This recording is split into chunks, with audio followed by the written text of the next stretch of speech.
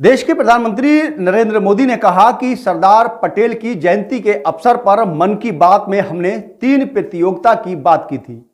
ये प्रतियोगिताएं देशभक्ति पर गीत, लोरी और रंगोली पर आधारित थी। मुझे बताते हुए ये खुशी हो रही है कि देश भर के 700 से अधिक जिलों के 5 लाख से अधिक लोगों ने इसमें भाग लिया है। इस दौरान पीएम मोदी ने लता मंगेशकर और उस्ताद बिस्मिल्लाह का भी जिक्र किया।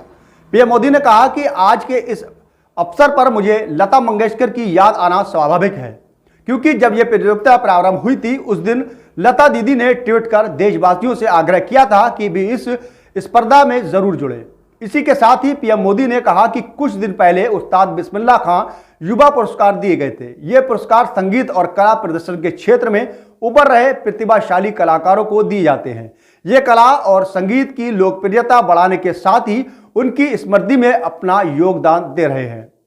वहीं पीएम मोदी ने मन की बात के दौरान कहा कि समाज की शक्ति से कैसे देश की शक्ति बढ़ती है, ये हमने मन की बात में के अलग अलग एपिसोड में देखा है।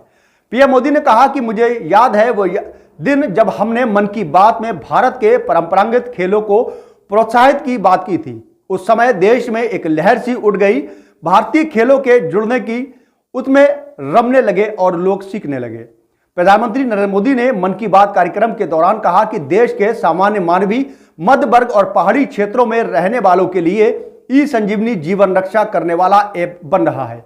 यह भारत की डिजिटल क्रांति की शक्ति है। इस ऐप का उपयोग करके अब तक टेली परामर्श करने वालों की संख्या 10 करोड़ से आंकड़े को पार कर गई है। अपनी कल्पना कर सकते हैं कि वीडियो कॉन्फ्रेंसिंग के माध्यम से 10 करोड़ परामर्श मरीज और डॉक्टर के बीच अद्भुत नाता, ये बहुत बड़ी उपलब्धि है।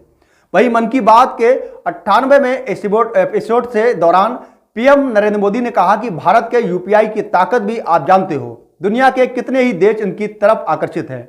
कुछ दिन पहले ही भारत और सिंगापुर के बीच किया गया था। अब दोनों देशों में लोग आसानी से पैसा ट्रांसफर कर सकते हैं और तकनीकें जीवन को आसान बना सकती हैं।